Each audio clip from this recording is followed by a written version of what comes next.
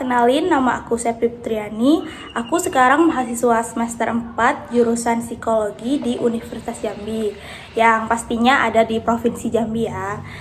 Jadi pertama-tama nih aku mau nanya ke kalian. Kalian pernah nggak ngomong, ngucapin, atau dengar kata narsis? Ya, kata narsis. Atau malah kalian sering ngucapin atau ngomong gitu. Nah, kalau kalian sering ngomong, sering ngucapin, kalian sebenarnya paham nggak arti dari kata narsis sendiri itu apa? Kalian tahu atau nggak tahu kata narsis? Jadi di sini aku mau jelasin, nggak ngejelasin sih, lebih tepatnya ke sharing informasi. Oke, jadi kalau dalam psikologi, lebih tepatnya psikologi klinis, ada yang namanya Narcissistic Personality Disorder atau biasa disingkat dengan NPD. Kenapa disingkat dengan NPD? Karena supaya aku lebih enak dalam nyebutnya, ngomongnya gitu ya kan. Jadi oke, kita balik lagi. NPD atau Narcissistic Personality Disorder atau gangguan kepribadian narsistik itu merupakan sebuah kondisi mental gitu. Kondisi mental di mana ada pola perilaku yang berlebihan akan pujian, pengakuan, perasaan superior, kemudian kurangnya empati terhadap orang lain gitu. Nah, orang dengan NPD biasanya tuh memiliki pandangan yang terlalu tinggi terhadap dirinya sendiri gitu. Mereka nih biasanya tuh ngerasa lebih penting dari orang lain, lebih wah gitu dari orang lain. Dan juga mereka nih pengen perhatian yang berlebihan dari orang lain juga. Dari pengertiannya aja udah terspil ya beberapa gejala atau kriteria dari NPD ini. Nah, tapi sebenarnya masih banyak lagi gitu loh gejala atau kriterianya. Dan aku bakal ngejelasin ke kalian atau sharing informasi terkait gejala-gejala NPD ini ada apa aja. Jadi sumber yang aku gunakan di sini ada dari DSM-5 ya.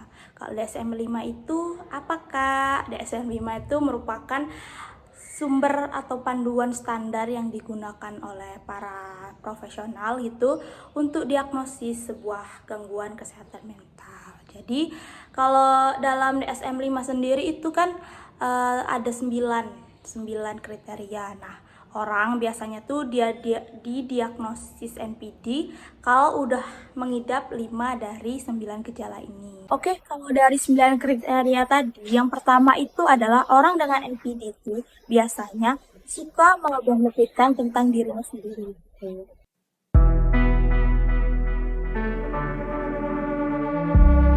Melebih-lebihkan pencapaian mereka, kemudian kayak melebih-lebihkan kemampuannya, melebih-lebihkan prestasinya, pokoknya melebih-lebihkan segala sesuatu yang berkaitan dengan dirinya gitu. Pokoknya melebih-lebihkan lah segala hal tentang dirinya.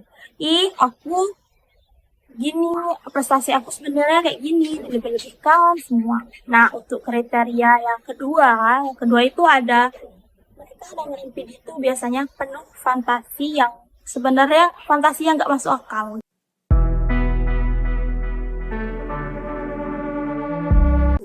Fantasi tentang pekerjaan atau kesuksesan yang tidak terbatas, terus kayak cinta yang ideal itu seperti apa, kemudian kemampuan atau hal-hal lain itu seperti apa gitu. Untuk yang ketiga, orang NPD ini biasanya tuh merasa kalau dirinya ini sangat spesial gitu.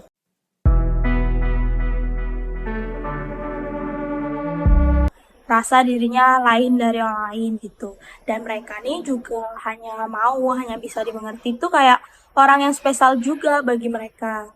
Nah, biasanya orang-orang yang dianggap spesial sama orang yang NPD ini orang yang kayak memiliki status yang tinggi gitu. Misalnya anak dari papa mamanya ini kerja di instansi bergengsi, atau mungkin anak CEO, atau mungkin anak gubernur ya. Ya pokoknya statusnya tinggi sama orang yang NPD ini. Nah, terus orang yang NPD ini juga ternyata cuma mau berteman gitu sama orang yang mereka anggap spesial juga. Yang keempat itu orang dengan NPD itu biasanya sangat butuh untuk dikagumi. Nah, mereka nih emang butuh dikagumi tuh yang kayak berlebihan gitu. pengen banget untuk dikagumi oleh orang lain. Yang kelima itu orang dengan NPD tuh dia tuh merasa bahwa orang lain tuh punya kewajiban itu untuk melakukan untuk sesuatu untuk dirinya.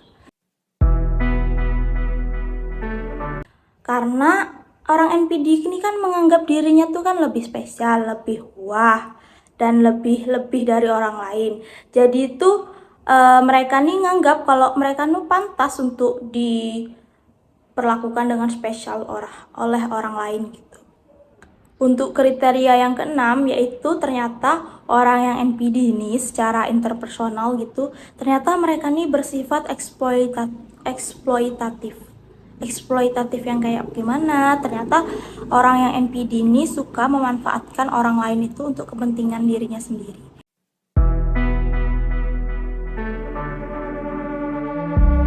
Mereka nih nggak apa-apa manfaatin orang lain, asalkan kepentingan mereka nih bisa dicapai gitu.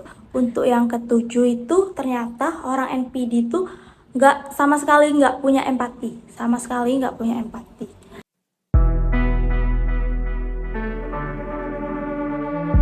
Nah, mereka nih nggak peduli gitu sama kalian. Kalau kalian menderita, kalau kalian susah, mereka nih nggak peduli. Yang penting mereka nih, diri mereka nih terpuaskan gitu. Apa yang mereka pengen tuh terpuaskan. Untuk kriteria yang kedelapan itu ada, ternyata orang NPD ini sering banget atau gampang banget tuh iri sama orang lain.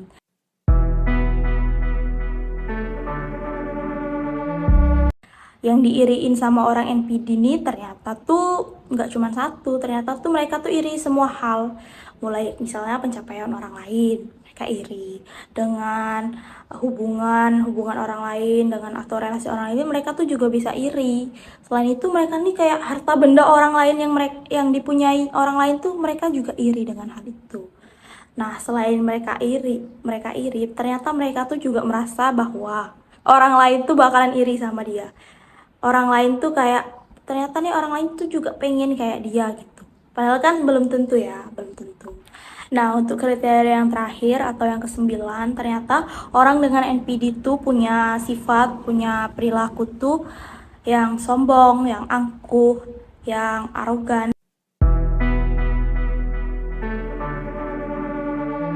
Dan ini pastinya kelihatan banget orang-orang dengan sifat kayak gini nih. Jadi itu 9 kriteria dari orang yang punya NPD. Nah, udah tahu ternyata narsis ini adalah sebuah gangguan. Untuk penanganannya atau pengobatannya itu gimana, Kak? Nah, kalau untuk penanganan atau pengobatan dari NPD itu biasanya tuh melibatkan terapi yang dilakukan oleh para profesional seperti psikolog.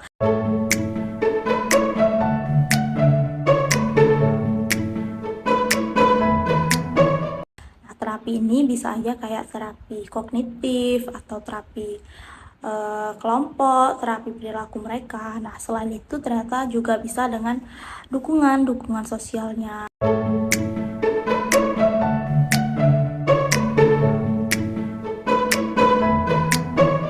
Terus dari dalam dia mungkin terkait pemahaman diri dia.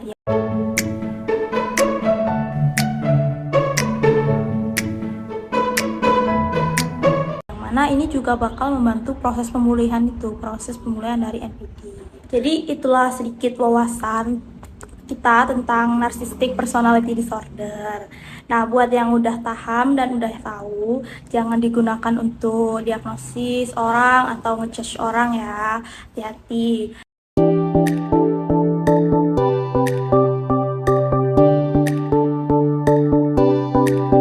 Nah, semoga informasi ini dapat memberikan pemahaman kepada kita untuk yang lebih baik lagi. Kalian boleh kok sharing informasi ini kepada orang-orang terdekat kalian atau orang-orang sekitar kalian.